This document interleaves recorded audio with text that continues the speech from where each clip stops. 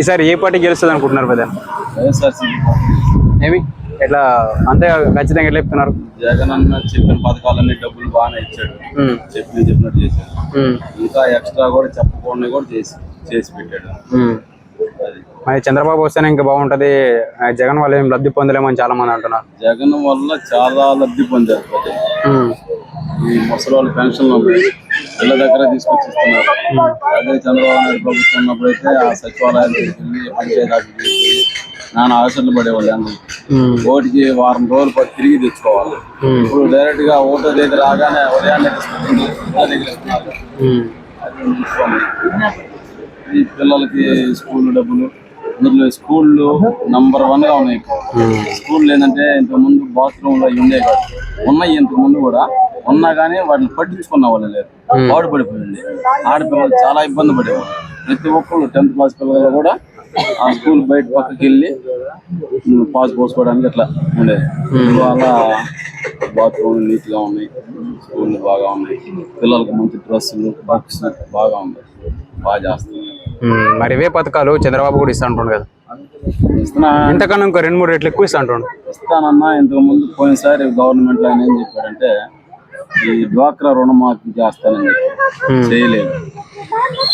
అందువల్ల ఆయన మాటలు నమ్మలేకపోతాం. అది మీ మండలి కొత్తపట్నం మండలం. ఇక్కడ మీ ఎమ్మెల్యే పనితీరు ఎలా ఉంది? ఎమ్మెల్యే పనితీరు కొంచెం బాగాలేదు, కానీ బాగానే జగనన్న చేస్తున్నారు కదా బాగా. మీ నియోజకవర్గం ఒంగోలు నియోజకవర్గం. ఇక్కడ అభివృద్ధి ఏమైనా జరిగింది అనుకుంటున్నారా? అభివృద్ధి ఇదిగో కరెంటు స్తంభాలు 1 కోట్ల రూపాయలతో కరెంట్ లైన్లు బ్రహ్మాండంగా లాగారు. ఎవరి కోట అయినా కానీ బ్రిడ్జి ఒకటి వేయించారు. అన్నీ బాగానే ఉన్నాయి. మొత్తం మీద ఈసారి కూడా జగన్ వస్తేనే ఇంకా బాగుంటుంది అంటారా? జగన్ వస్తేనే బాగుంటుంది. నియోజకవర్గం ఒంగోలు. ఇక్కడ మీ ఎమ్మెల్యే పనితీరు ఎలా ఉందన్న? అఫ్కోర్స్ బాగుందన్న.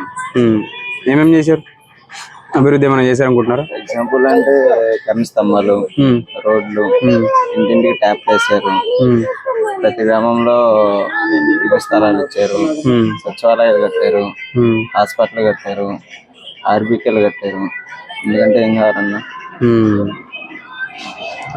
మరి ఈసారి ఇక్కడ ఇది 2 పార్టీల నుంచి కొంచెం హోరాహోరీగా సాగిపోతుంది, టఫ్ అయిపోతుంది అని మాట్లాడుతున్నారు. ఎంతవరకు అంటారు? అదే అన్న, అన్ని చెప్తున్నారు. ఎప్పటికైనా జనాలు పేదవాళ్ళు ఏంటంటే ఎవరు ఎక్కువ చూపిస్తే వాళ్ళకే ఉంటారు కాబట్టి అట్లా ఉండిద్ది. కానీ లాస్ట్ కి జగన్ అన్న చెప్పిన చేస్తున్నారు కాబట్టి జగన్ కి వస్తారని అనుకుంటున్నాను. మరి జగన్ పెట్టిన పథకాల కన్నా ఇంకా 2-3 రెట్లు ఎక్కువ పెట్టి ఫ్రీ బస్ కానీ, గ్యాస్ కానీ అండ్ మేనిఫెస్టో రిలీజ్ చేయడం కానీ చాలా వరకు హామీలు ఇస్తున్నారు కదా. అవునన్న, పోయినసారి కూడా ఇచ్చాడు 2014లో చంద్రబాబు నాయుడు, ఒక్కడు కూడా చేయలేదు.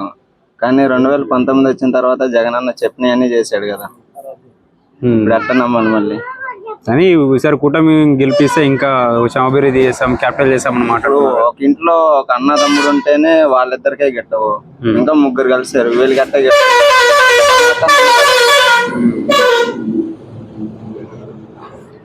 సో దాదాపు ఎంత మెజారిటీ ఎంత రావచ్చు అనుకుంటున్నారు? మెజారిటీ అనే చెప్తాను కానీ అంత లేదు, కానీ గెలుస్తారు. జగన్ అయితే సీఎం అవుతాడన్న ఖచ్చితంగా. ఎందుకని టీడీపీ అనుకుంటున్నారు? ఎందుకంటే ఇతని మీద కొద్దిగా పర్వాలా. ఎవరు ఈయన మీద ఆయననా? చంద్రబాబు నాయుడు పర్వాలా.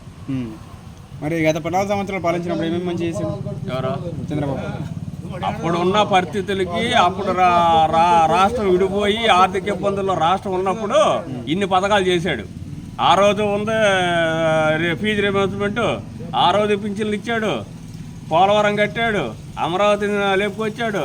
ఆ రోజు అన్ని పథకాలు ఉన్నాయి. ఇది రాష్ట్రం విడిపోయి లోటు బడ్జెట్లో లోటు బడ్జెట్ ఎందుకు? 1600 కోట్లు లోటు బడ్జెట్ వచ్చింది తెలంగాణ నుంచి ఆంధ్ర రాష్ట్రం విడిపోయి. అప్పుడే డబ్బుతో రాలా రాష్ట్రం. 80 కోట్లు ఇచ్చారు, 60 కోట్లు తెలంగాణ 80 కోట్లు ఇచ్చారు. కేంద్రం తర్వాత వచ్చినాయి నిధులు. ఆ రోజు అన్ని చేశాడు, ఈ రోజు లేవు. ఈ రోజు చాలా మందికి అర్హత ఉన్న వాళ్ళు పింఛన్లు ఇచ్చాడు. ఒక కులాన్ని టార్గెట్ పెట్టి పింఛన్లు తీశారు, ఒక కులాన్ని టార్గెట్ పెట్టి. ఇవాళ పింఛన్ తీసిన వాళ్ళు లిస్ట్ ఊరు వైజ్గా లిస్ట్ ఒకటి తీయండి. అంటే అరువులు అరుగులేంటి ఇప్పుడు భర్త చనిపోయిన ఆడుతుంది, మెట్ట భూమి 12 ఎకరాలు రూల్స్, పల్లె భూమి 3 ఎకరాలు ఉంటే పింఛన్ అవ్వచ్చు కదా గవర్నమెంట్ రూల్. మరి అటువంటి వాళ్ళు ఎంతమంది తీశారు ఊరు వైజ్ లిస్ట్ తీయండి బయటికి. వచ్చేది మా అత్తగా తీశారు. 100 సార్లు ఫోన్ చేసాం, 100 అప్లికేషన్లు పెట్టాం. పింఛన్ మీరు ఏమంటలేదు కాదు, సెంట్రల్ గవర్నమెంట్ స్టేట్ గవర్నమెంట్ మొత్తం తీసేవాళ్ళు పింఛన్లు. దానివల్ల మైనస్. మిగతా అంతా బాగానే అంటారా? మిగతా ఏం బాలా, ఆ గవర్నమెంట్కి ఈ గవర్నమెంట్కి చాలా వ్యత్యాసం ఉంది. మరి జగన్ పెట్టిన పథకాలు ఇప్పుడు చంద్రబాబు కూడా పెడతా ఉంటారు, మరి దానిపైన ఏమంటారు? ఎవరో జగన్ పెట్టిన పథకాలే same as it is continue చేస్తా, ఇంకా ఎక్కువ ఇస్తా అంటుండు. చంద్రబాబు నాయుడు టైంలో ఎన్ని కంపెనీలు వచ్చినాయి? చంద్రబాబు నాయుడు టైంలో ఎన్ని కంపెనీలు తెచ్చాడు? జగన్ ఏ కంపెనీలు తెచ్చాడు చెప్పండి. పార్టీ వైద్యుని మాట్లాడతారా? చంద్రబాబు నాయుడులో ఎన్ని కంపెనీలు తెచ్చాడు, జగన్ ఎన్ని కంపెనీలు తెచ్చాడు? సరే 3 రాజధానులు అన్నారు, 3 రాజధానులు ఏమైనా ఒక రాజధానికి కనుక ఇటుకేశారా? లేదు కదా. ఆ అమరావతిని దాని పాటు దాన్ని వదిలేస్తే అదే అయ్యేదిగా. ఇప్పుడు ఒక ఊరు ఉంది, ఒక కాన్స్టిట్యున్సీ ఉంది, కాన్స్టిట్యున్సీలో దానిపైన ఏ ఊరికి ఆ ఊరికి చేసుకుంటే వెళ్తే ఉంటుంది. ఏది చేయకుండా వదిలేస్తే ఉండదు కదా. జగన్ పథకాల్లో నాకు నచ్చిన పథకం రైతు భరోసా కేంద్రాలు నచ్చింది. కాదు దాన్ని ఇంప్లిమెంట్ చేయలేదు ఎక్కడ. అది చేసినట్టయితే ప్లస్ అయ్యేది. సార్ కూటమి గెలిస్తే బాగుంటుంది. నేను కూటమి బీజేపీకి నేను కాదు కానీ కూటమితో ఈ కూటమి తప్పని పరిస్థితుల్లో ఏదో కలుపుతున్నారు కానీ చంద్రబాబు చూసి ఓటేస్తారంటారు. టీడీపీని చూసి, ఆ సైకిల్ సింబల్ చూసి. Please subscribe .news.